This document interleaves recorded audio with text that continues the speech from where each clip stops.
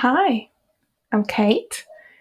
I currently work as a technical writer at a company called dunnhumby, where we provide data solutions for retailers in many different industries. Today, I would like to tell you about how I transitioned from travel content into technical content. I would like to tell you how I went from creating this sort of thing that you can see on the screen. So discover a thrilling Californian Christmas, discover the world's top 10 favorite cross-country road trips or essential tips for renting a car and driving in Japan. So very travel-oriented stuff. How I went from creating this to creating this. So a guide for developers to build notifications through an API. That's the article with the green frame, or a diagram of an app's architecture within the red frame underneath that. First, I will tell you how I started creating travel content, the examples you just saw. Then I will tell you how I moved to tech content. And after that, I will tell you about the framework that underpinned all of my content creation work, which was content design.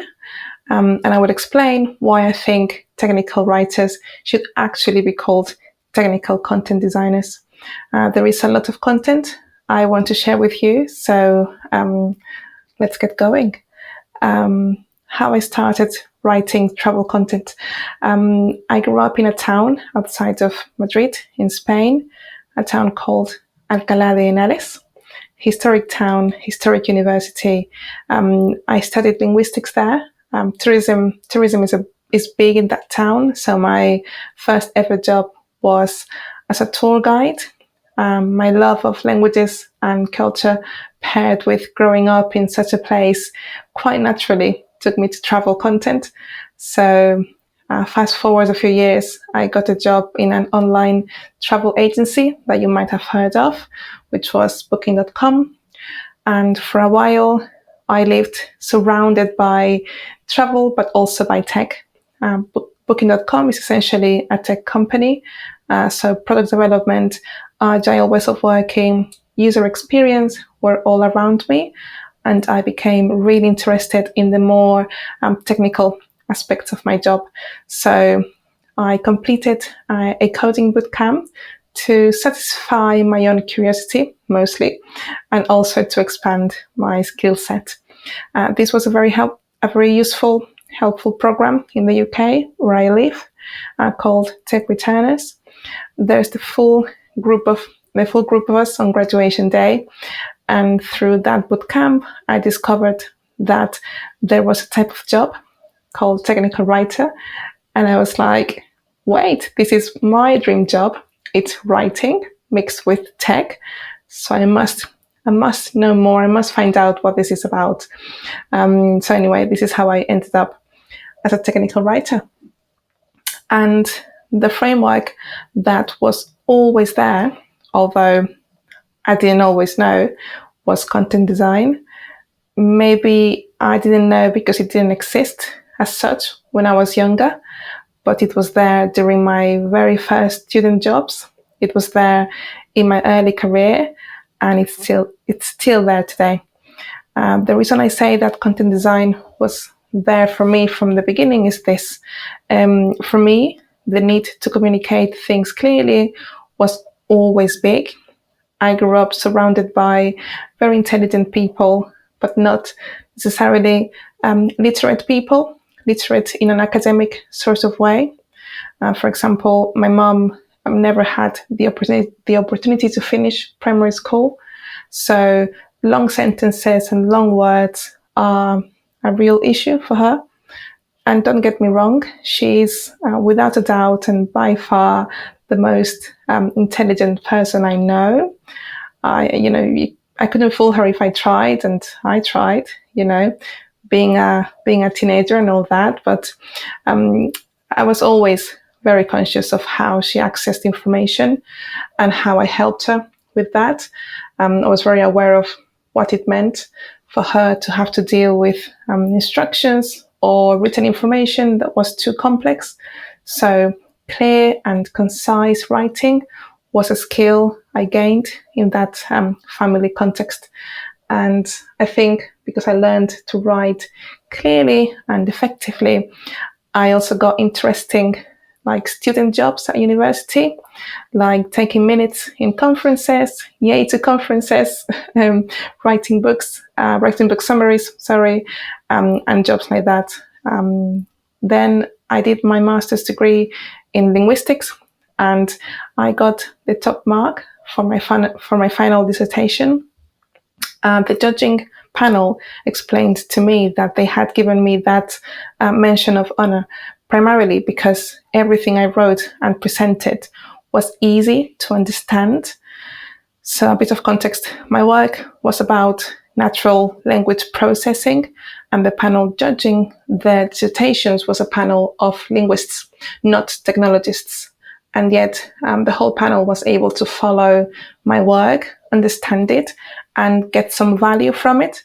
So they decided to give me that mention of honor because of how I designed the content and how I explained some very technical concepts to them. And the reason I say this is not just because I'm proud of that achievement, but because this is a great example of how creating good, accessible content is a key to open lots of interesting doors, professional or not, both for yourself and for others. Then, again, fast forward a few years, when I joined the online travel agency, I started seeing user experience, copywriting, UX writing, and other formal or corporate shades of content creation. And in that context is where I officially met content design. And I've been fascinated by it ever since. So it became my framework of choice.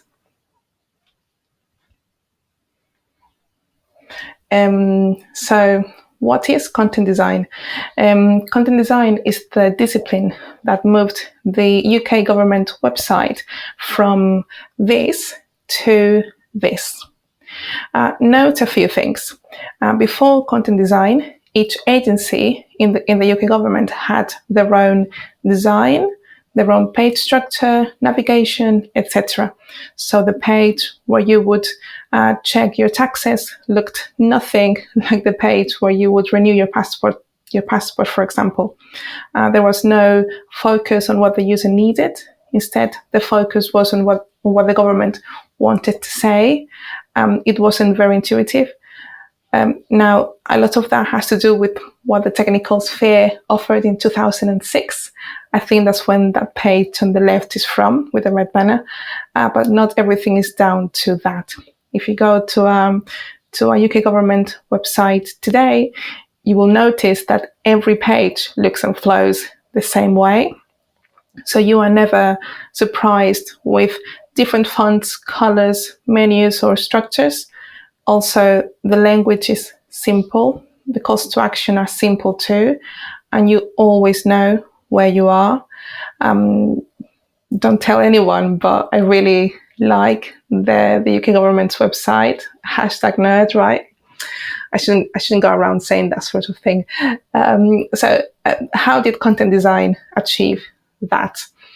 That happened by following some principles that put the person, the user, at the heart of content decisions, by doing things in a way that makes every piece of content accessible by virtually anyone. Here's how content design defines itself. I'm just going to read the first paragraph, but you'll have the slides afterwards so you can read the rest. It says, good content design allows people to do or find out what they need to from government simply and quickly using the most appropriate content format available. It is based on research into gov.uk user behaviour, analytics and feedback. And following those principles helps, on the right-hand side of the slide now, following these helps people with time pressures, stress, people who are multitasking, people with low literacy, with cognitive or motor impairments, people who are not fluent in English for different reasons, people with sight loss, with autism, people whose first language is a sign language, for example. And I mean, I guess you've noticed, but that list screams accessibility, right? And that's what accessibility is about, catering for everybody. And also, I am sure that each and every one of us here today falls into one of those groups at one point or another.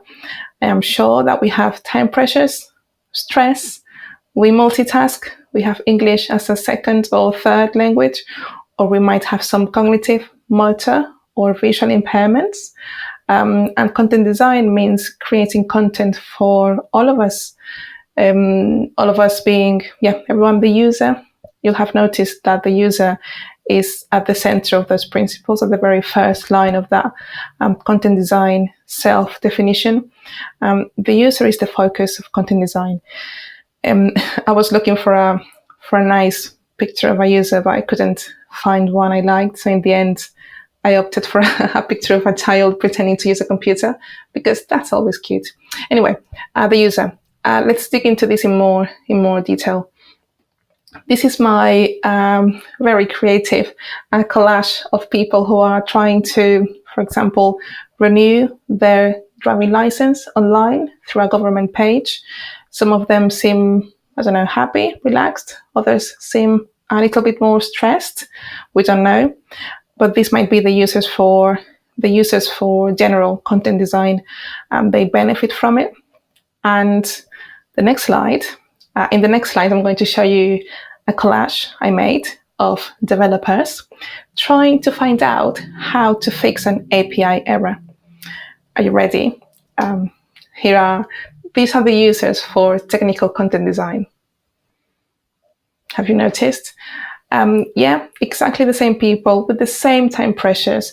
A member of the general public might be stressed because they only have 15 minutes to send their renewal application during their lunch break at work. A developer might be stressed because the release is in an hour and that one error keeps coming up. I don't know. So they are both desperate to complete a task, or both of them might have some sight loss or dyslexia, I don't know, whatever it is. And content design helps both of them. It helps all of us, as I was saying before, including developers.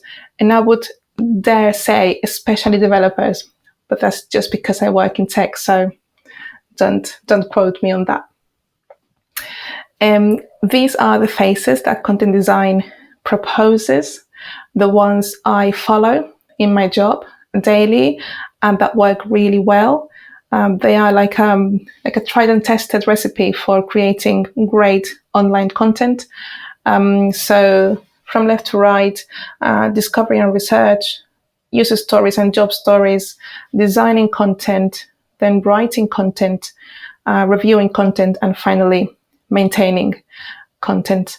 And what I'm going to do now is try to explain how these phases apply to creating technical content, not general content. As I do that, if you are a tech writer, I invite you to think which of these things you already do. Maybe you don't use these names, but I'm sure you'll spot a lot of the things you already do day to day in your job, regardless of your previous knowledge of content design. So let's go for it. Discovery and research.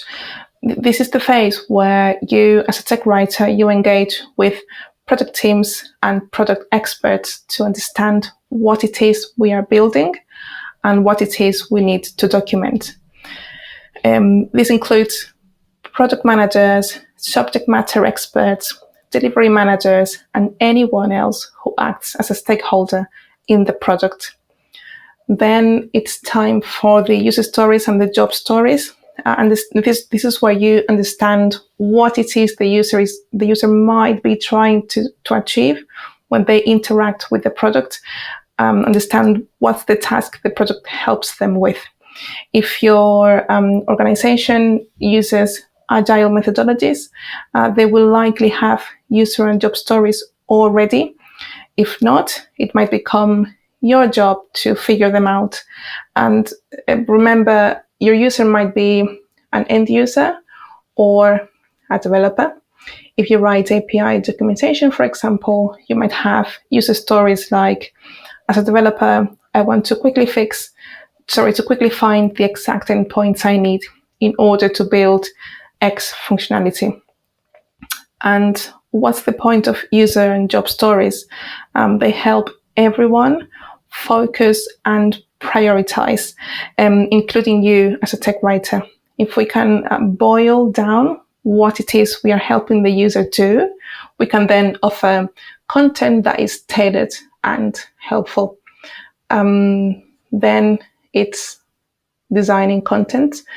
This is when you have a lot of information, like huge Jira tickets, a bunch of wireframes from different tools, lots of answers, internal specs, presentations, recordings, internal calls, all of that. And you start figuring out what's the best way to present that information to the user, what's relevant and what isn't. You might ask yourself things like, should this be an article or a table or maybe a tool? Should this be in the help page or in the journey? Should this actually be an email maybe? That sort of thing. And remember that designing content doesn't always require graphic design expertise. If you have it, that's really great. It's going to help you in your job. But if you don't, that's totally fine too. Content can be designed excellently without many visual elements. And I hope the UK government pages that we've just seen are examples of that, with their very sort of minimalistic style. And don't forget about collaboration, right? The UX designers in your organization or in your network, those people are important. It's unlikely that you'll find a designer who's not up for making a page better for the user. So definitely rely on those resources if you can. Then it's writing content. This is where you actually write some words. And it's surprising for a lot of people that this only comes up in step 4 out of 6. So very late in the process, right? And we'll come back to this later in the next slide. Then it's reviewing content. This is where you involve other writers, if there are any apart from you in your business, in your organization. Ideally, this is the time to have a content critique. If anybody would like more information on what that is, let me know after the talk or in the Q&A, or at least this is where you show the content to someone else. Right? It's always surprisingly useful to have a fresh pair of eyes looking at what you write, and your content will be a lot better after you show it to someone else. I honestly cannot recommend this phase enough, and I think every project is worse when it hasn't been seen, reviewed by someone other than the author, the original author. Then it's maintaining content, final phase. This is where you track, measure, iterate, update, and this is key. This is a key phase. It's the last one, but it's a very, very important one. Why? Because no content is perfect forever. Products change, the world changes. You are likely to gain more skills as time goes by, as systems change, etc. So once a piece of content is out in the world, that's when you start looking at data. Are users reading that piece of content? Do we have feedback? Are users bouncing away from it? Are users finding the content at all?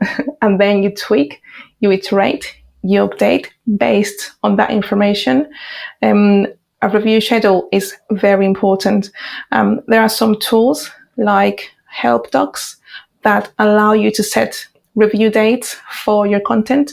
So you might create an article, and then you set a 3-month timer, and the system sends you an email or a notification to remind you that this piece of content has been out in the world for 3 months and needs to do a review.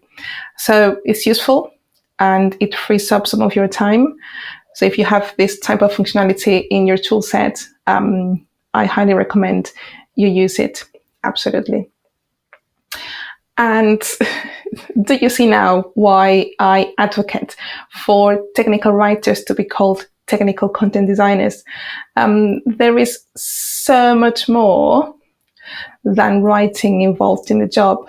So if there is one thing you remember from this half hour, please let it be this. Technical content designer is a more accurate title for the job a technical writer does. And I hope that this review right here explains why. Now, I'll show you some examples of content design in practice in a technical context. And hopefully these are relevant examples for you, and you can really pin down what it is that content design does for us as writers and what's the value it brings to our business. So let's have a look. So this is a Swagger document. Swagger, in case someone is not familiar with it, is one of the most sort of widely available, widely used platforms for API collections. Swagger docs usually look like this. So a list of endpoints that expand as you click on them. This type of document has its own value as a reference page, but many companies, many organizations have these as all of their documentation. And this is not documentation. This is, again, a collection of endpoints. It's like a dictionary almost. So following content design could turn reference pages, this type of page, into this. So what you can see here is a menu of tasks that the user, a developer in this case, might want to carry out, might want to complete. And then once you click on one of those tasks at the top, then an ordered list of endpoints, the endpoints they need to use to complete that task, they come up in order again. So we go from thinking about what we or our organization want to say here to what the user needs. This, by the way, is some of the best documentation I've seen. One of the really good examples of really excellent documentation that you can find out there. It's from a company called Sorted, and it's been created by a fantastic tech writer or tech content designer called Andy Walton. Look him up on LinkedIn if you're interested. He's got really good content out there. Also, I have to say that these two examples we've just seen, the before and after, they are not the before and after of the same document. They are not connected at all. One is a random image from a Google search, and the other one is as I said, a sample from Sorted. Here is another example. This is how Microsoft's developer help looked like in 2011. Again, we need to forgive some of the format here because the possibilities were different 10 years ago, absolutely. But when it comes to the content, that's a different matter. Imagine you are a developer. You want to know how to fix an issue you have while you build your app. So you come here because this is the developer help page, right? So do you go to education perhaps, or maybe answers? I don't know if you can see the headers there. So they say news, education, answers, and spotlights. So do you go to education? Do you go to answers? Why do you need to see news in the developer page, etc.? It's not. And also, some of the answers say things like, "Welcome to the App Hub. How does it work?" Which is not actually an answer to a real question anyone would ever ask in this page. So this portal nowadays looks like this. Note how the headers help you navigate the content. You need help, right? As a developer, what are you trying to do? I am developing for Xbox One. Okay, right. You click there and you move on to find the help you need, and the headers guide you to find that. Plus, every page inside this portal looks and flows the same way, something that didn't happen in the before example I've just shown you. And the final example. So beyond page structure, I wanted to show you an example of a more detailed piece of content. It's quite hard to find examples of sort of badly written text documentation.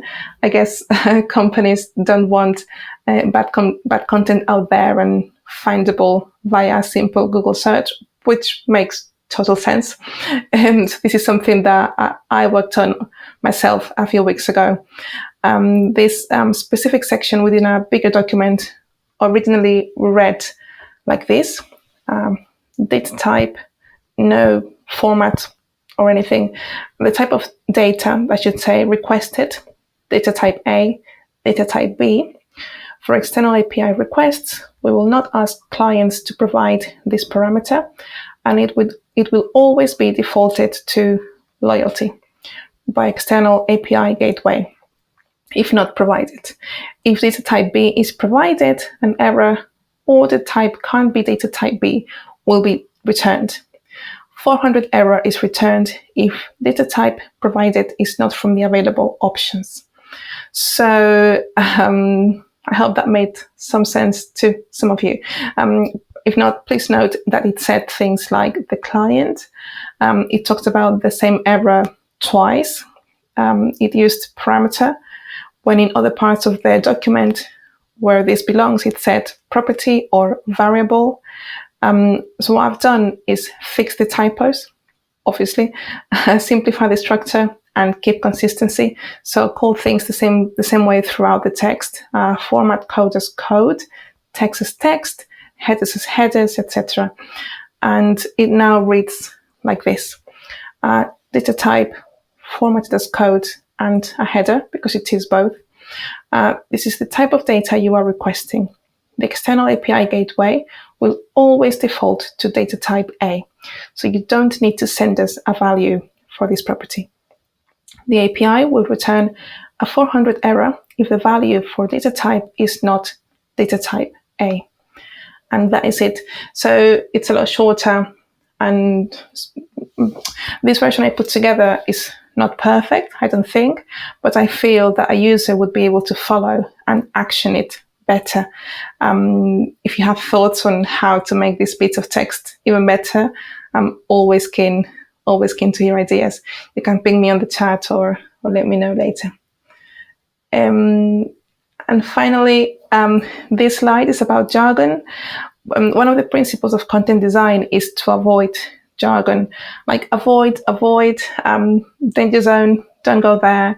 But when we are documenting an API, for example, or writing about a new product, producing a guide to build an app, how can we avoid jargon? Well, I don't think we can or we should, but I do think we can reduce its usage by using common terms as much as possible and by being consistent. If we absolutely have to use jargon words. I couldn't find a great example to show you, but I wanted to say that. And the final thing I wanted to share with you are some resources. These are links to read more about content design, a link to the Wayback Machine or Internet Archive, which is where I got my old screenshots from the Microsoft developer help and all that. In case you didn't know this tool existed, there is also a link to that cool documentation from Sorted, in case you want to have a better look at it. And I also mentioned here some networks that you might find useful to join. They are ordered by how awesome they are, which is why Write the Docs is at the very top. I think you get a copy of these slides as well, so you'll have access to all of these links, or I can pop them in the chat otherwise.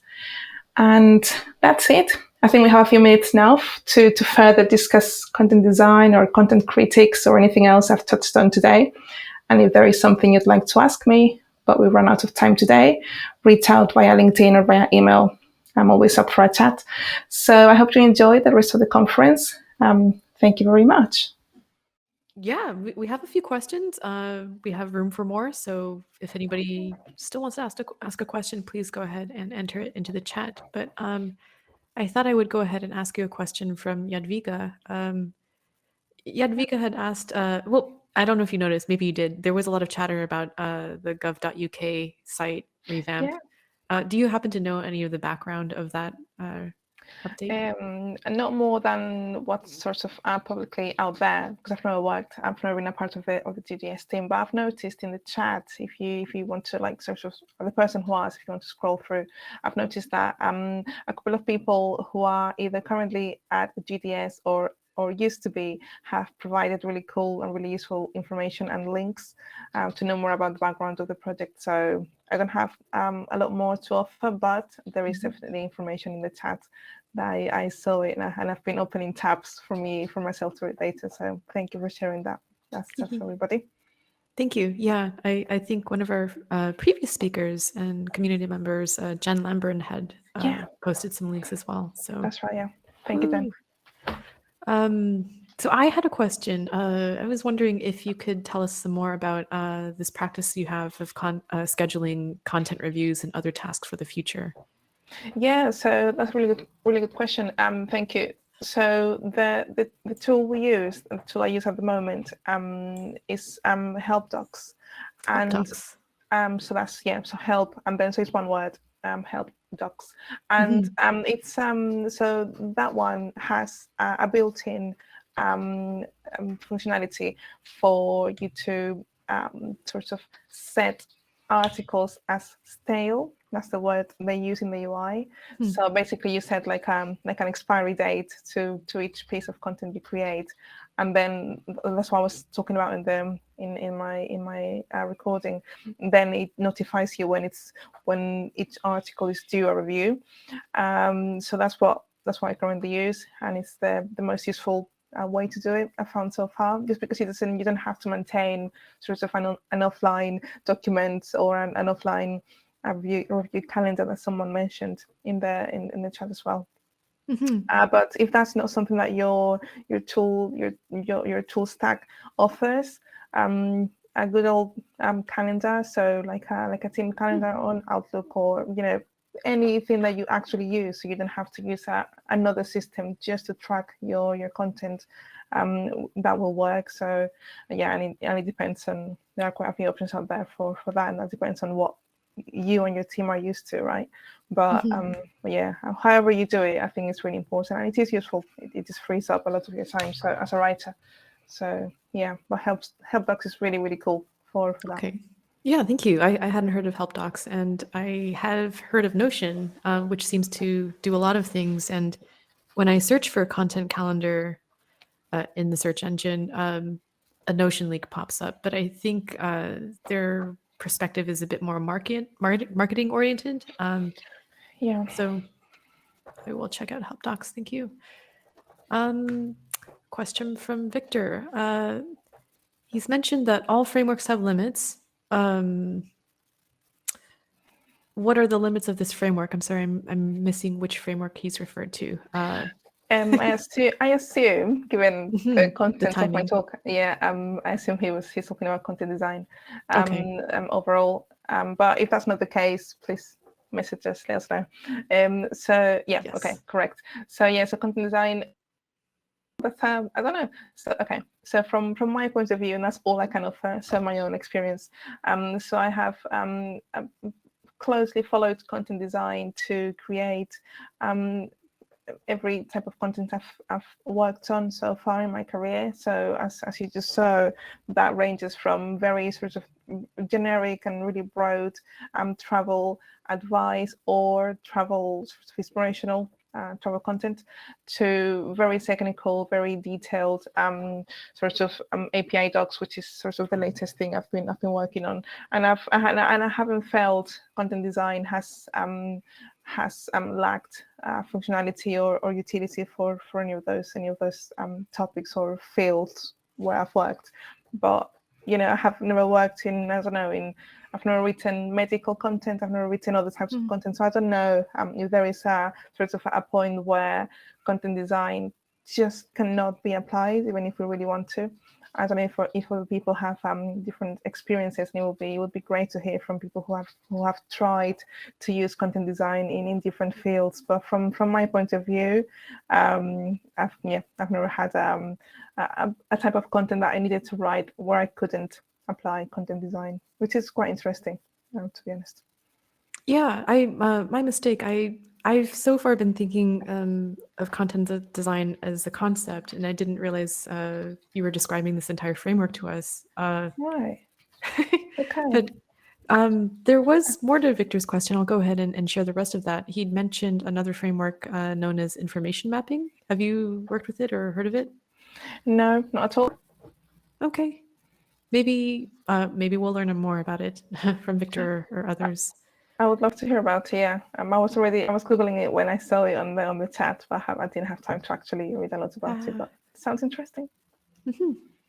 And I was also curious about I don't know. I would love to hear just some more of your reflections on content design for so-called accessibility. And I took note of a lot of the things that you mentioned early on in your slides. Things like time pressures or stress, multitasking, low literacy, non-fluency in a certain language, autism, and so on. And given a lot of the other conversations that we've had in the community and with a lot of our other presenters, I think maybe in the wider world outside of our community, it may be that when people think of accessibility, they may think it doesn't quite apply to them. But I think it's quite applicable to anybody who's a human being interacting with computers or software. So I was just wondering if you could share some more thoughts about that. Absolutely, I agree. I couldn't agree more with that. So usually when we talk about accessibility, most people go, okay, so someone who is blind and is using a screen reader to access my website or my app or whatever it is I'm building, or they think about someone who can't type in a traditional way, and how can we make that easier for them? And that is a relevant part of accessibility, but that is not the full picture for accessibility. And I feel content design captures that really well, which is what makes it probably one of the reasons why it's so useful and so applicable to so many fields. And yeah, I mean, accessibility means that someone who is not sort of typically classed as disabled or differently abled, I'm aware that there are different words in different languages to refer to this. So my apologies if I'm not using the your preferred term. I'll put it that way. So beyond that, someone who is someone who has like 10 minutes during a break from work to do something just because they can't do it at a different time, or because they have to use a computer at work because they don't have one at home and they need to do it like really briefly in between tasks. That is someone who just can't cope with 3 folds of text on a website before they figure out what they need to do. And that is accessibility. That is someone who cannot access your thing if it's too long or too complex, or if it's hidden behind 3 or 4 steps before they can actually see what they need to see. And all of us have been there for different reasons, right? All of us are stressed, or all of us have been sort of rushing to do something at some point. And yeah, accessibility is so much more than what a lot of us typically think when we see the word accessibility. And yeah, and that's one of my favorite aspects of content design. It's I think it expands their view on accessibility when it comes to creating documentation, which is really great. I see Anita's added a couple questions to the chat, and I was thinking of Anita's presentation from earlier, and particularly the title of her presentation, "Cognitive Ergonomics." And while watching your presentation, I was thinking of like these improvements that we can make to improve cognitive ergonomics. But yeah, onwards to Anita's question. Anita had asked, how long do you think it takes to go from content discovery to publication? Also in terms of resources like people or skills and so on.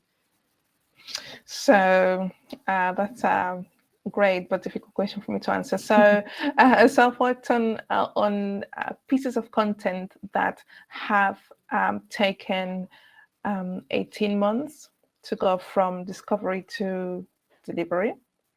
So that's a year and a half. And I've also worked in pieces of content that have taken literally hours to go from, hey, we need this, what is it, to it's in front of a user. So that depends on, obviously, the length, so the amount of sort of space we are trying to fill up with words, or the complexity of the task we are trying to sort of communicate to the user. But also it depends on how tied to time the content is. So the project that took a year and a half to be delivered was a collection of templates for a customer service team. So this was a team that was already functioning. They already had some content that they could use to communicate with customers. So there was nobody sat on a chair waiting for my team to provide words so they could do their job. So it took a long time because it was a huge in volume, but also because there wasn't time pressure, a strong time pressure for it to be delivered. It was a multi-team sort of thing. But then if we are writing, so the one that took hours to be delivered was one where we had to create just a banner to go across a car hire site for, this was at booking.com, just a banner to say, COVID, things are happening, you can cancel for free if your trip is cancelled because of the pandemic. And that obviously had to be delivered quickly as anyone could do. So the time dependencies of what you're writing and the complexity of what you're writing will determine how long it can take. So, but it can vary so much. I can't possibly give you like a number that will make any sense for everybody. But I hope that helps sort of frame the picture. Short answer, it depends. And I see A that lot. Anita says thanks. She did You're ask welcome. also, for example, about user researchers, but yeah, for maybe a project with a longer scope, maybe then a researcher could come into play. Correct, yeah. And that should be the case. If there is a researcher in the team or available, that should definitely be the person who assists you with that part of the process. And it's a lot easier and it's a lot better when you have the input from someone whose job is to do research all the time. You get much better insights when things are done that way. I think so. It is. Oh, yeah. It is just about time for us to go back to the stage for Jen Lever's talk. And Yeah.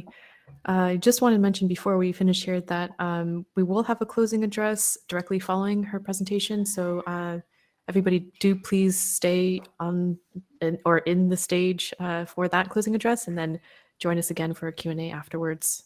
But thank you, Kate. Thank you for your presentation. You're welcome. Thank you so much.